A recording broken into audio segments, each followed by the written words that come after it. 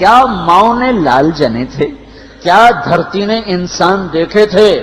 آج تک دنیا ایسا بادشاہ نہ دکھا سکی جو 22 لاکھ مربع میل پہ حکومت کر کے مسجد میں جھاڑو دے رہا ہو، جو 22 لاکھ مربع میل پر حکومت کر کے پانی کی مشق کندھے پہ اٹھا کے بیوہ عورتوں کے گھر میں گھڑوں میں پانی بھرنے جا رہا ہو۔ امیر المومنین کہاں جا رہے ہو؟ فلاں اماں کے گھڑے میں پانی بھرنے جا رہا ہوں، فلاں کے گھر میں پانی بھرنے جا رہا ہوں۔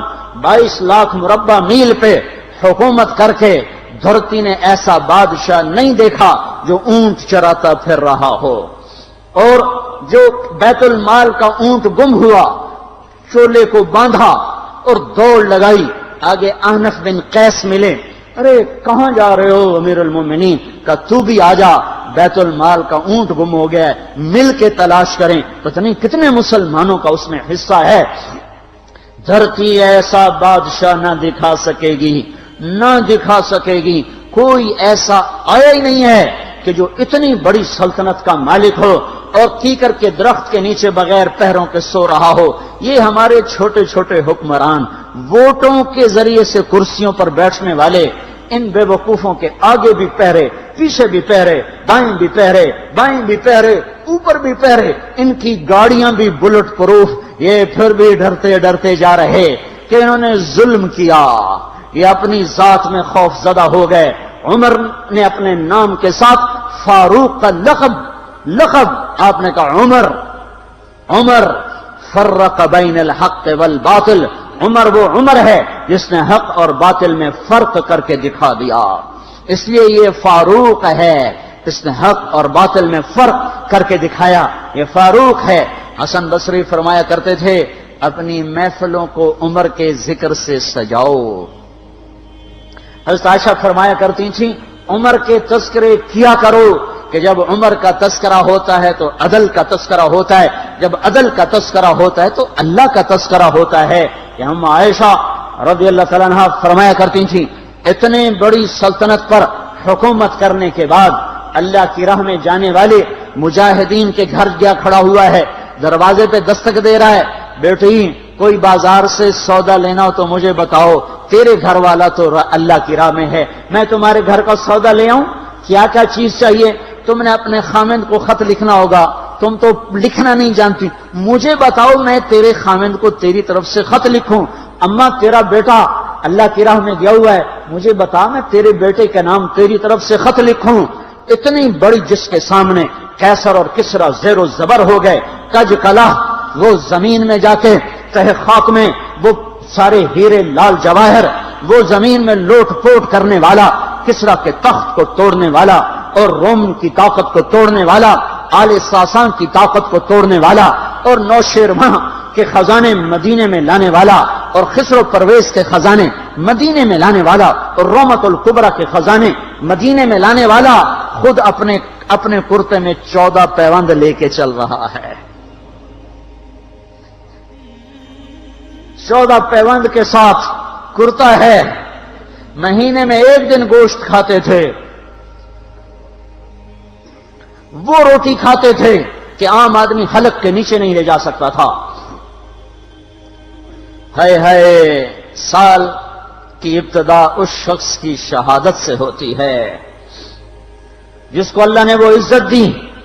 آپ نے کہا میرے 2 وزیر آسمان میں، 2 وزیر زمین میں، آسمان پہ جبریل اور میکائیل میرے وزیر ہیں، زمین پر ابو بکر اور عمر میرے وزیر ہیں۔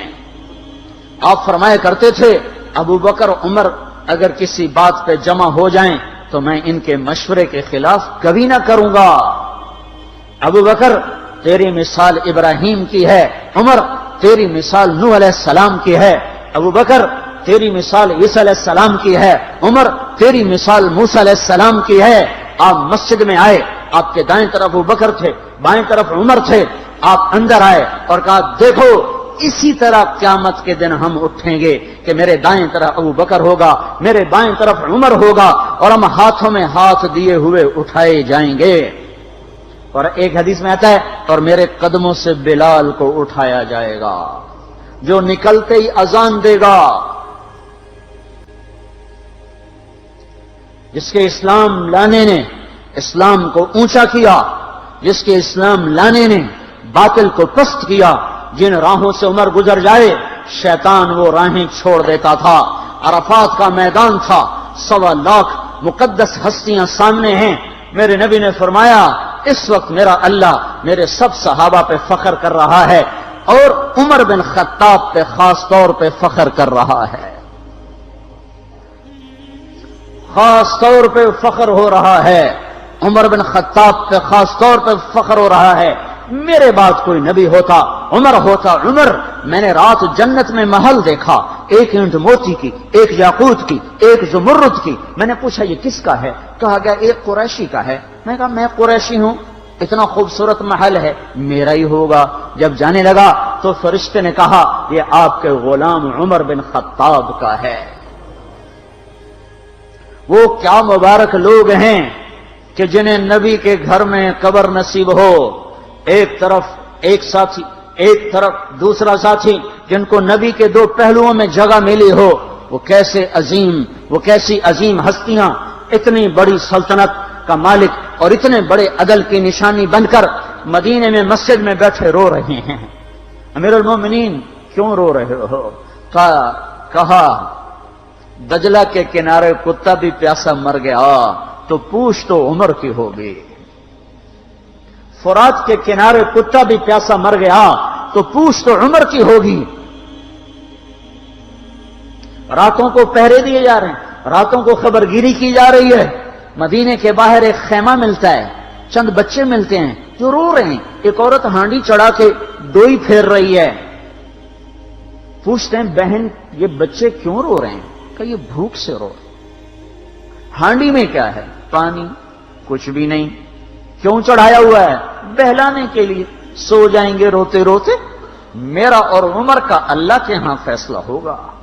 تو عمر کی ہچکیاں بن گئیں کہ عمر کو بہن تیرے حال کی کیا خبر؟ کہ پھر ہمارا بادشاہ کیوں بنا ہے؟ اگر ہمارے حال کی خبر نہیں لیتا تو ہمارا خلیفہ کیوں بنا ہے؟ پر لگ گئے، بیت المال سے سامان نکالا، بوری بھری، سر پہ اٹھائی، کمر پہ اٹھائی۔ غلام اسلم نے کہا میں اٹھاؤں؟ کہ قیامت کے دن بھی میرا وزن تو اٹھائے گا۔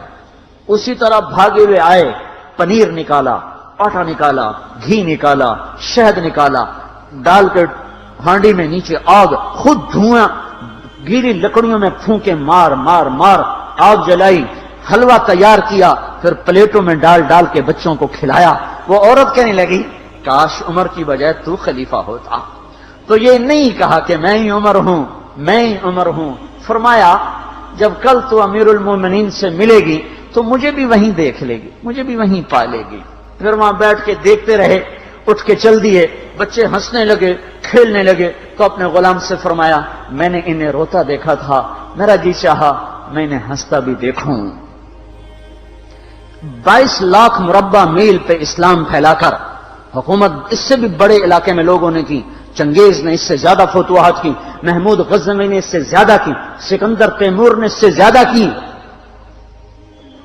پر فتوحات کر کے یوں خدمت کر رہا ہو، پانی بھر رہا ہو، اونٹ چرا رہا ہو، امامت کرا رہا ہو، 14 پیوند لگے کپڑوں کے ساتھ خلافت کے تخت پر بیٹھا ہوا ہو، یہ دھرتی میں پھر کوئی نہیں آئے گا۔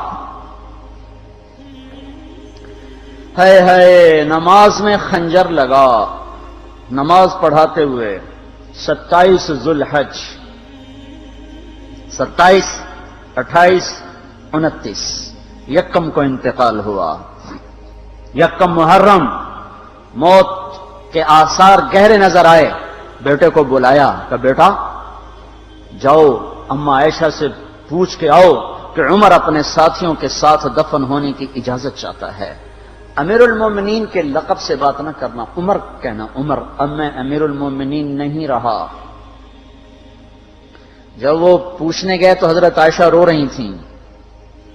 انہوں نے عرض کیا اما جان میرا باپ اپنے ساتھیوں کا پڑوس چاہتا ہے۔ انہوں نے فرمایا یہ جگہ تو میں نے اپنے لیے رکھی تھی، لیکن اگر عمر چاہتے ہیں تو ان کو مجھ پر فضیلت ہے، میں ان کے لیے دستبردار ہوں۔ انہوں نے واپس آ کر خوشخبری سنائی، مبارک ہو اجازت مل گئی۔ کہ نہیں شاید میرے شرم میں اجازت دی ہو، جب مر جاؤں تو مجھے دوبارہ دروازے کے سامنے رکھ کر پھر جا کے پوچھنا، اس وقت اجازت ملے تو پھر لے جانا، ورنہ مجھے بقیع کی طرف لوٹا دینا۔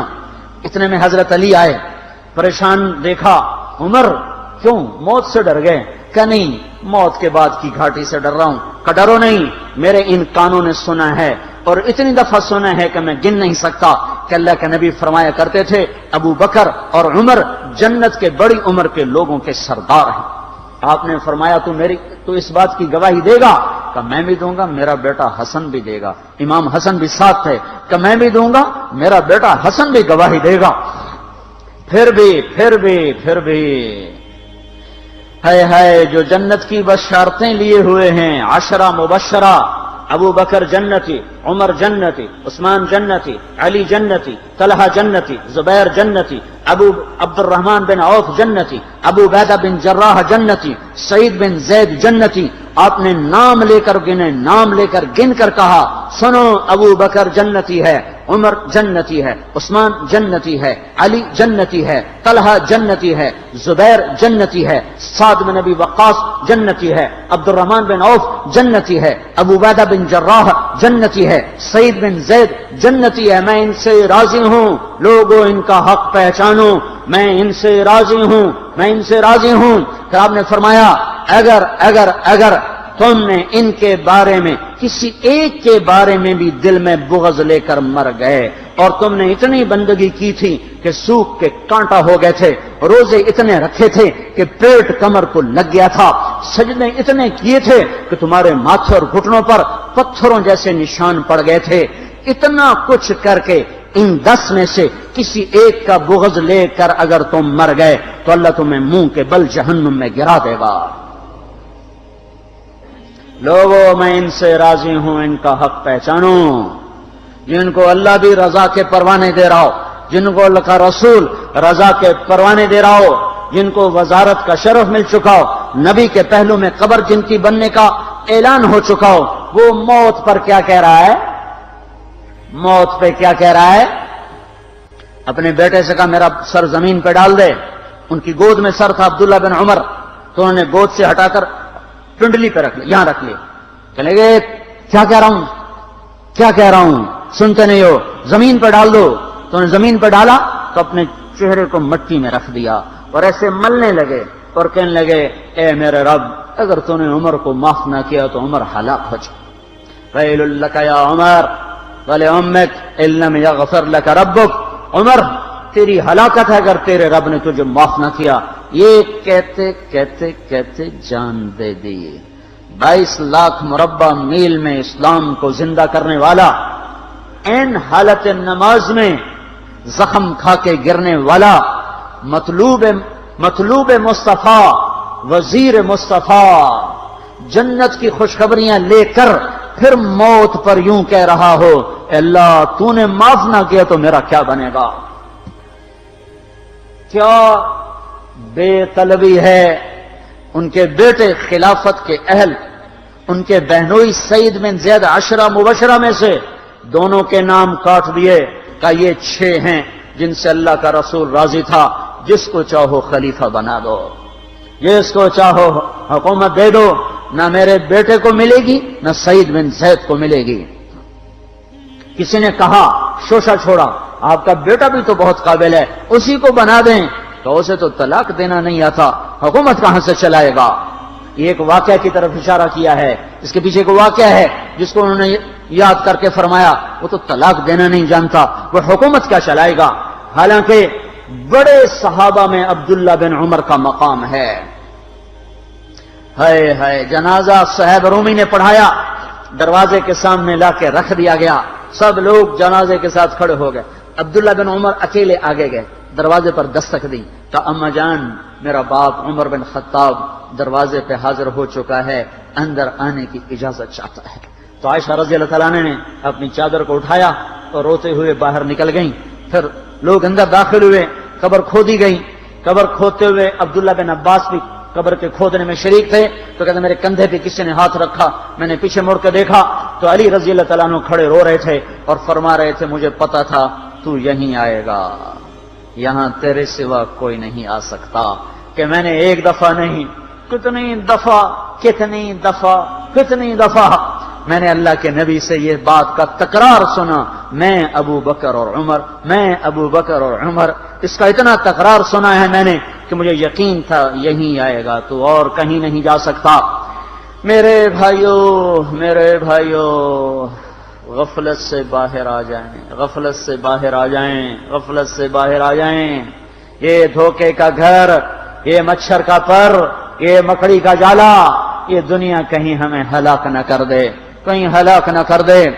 ان لوگوں کو سامنے رکھ کے زندگی گزارو جنہوں نے اللہ کو راضی کیا، اس کے رسول کو راضی کیا، کلمہ حق کو بلند کیا، خیر کے ذریعہ بنے، شر کے مٹانے والے بنے، اور دنیا میں مرنے کے بعد بھی ان کے تذکرے ہدایت کا سامان بنے، ان کے تذکرے روشنی کا مینار بنے۔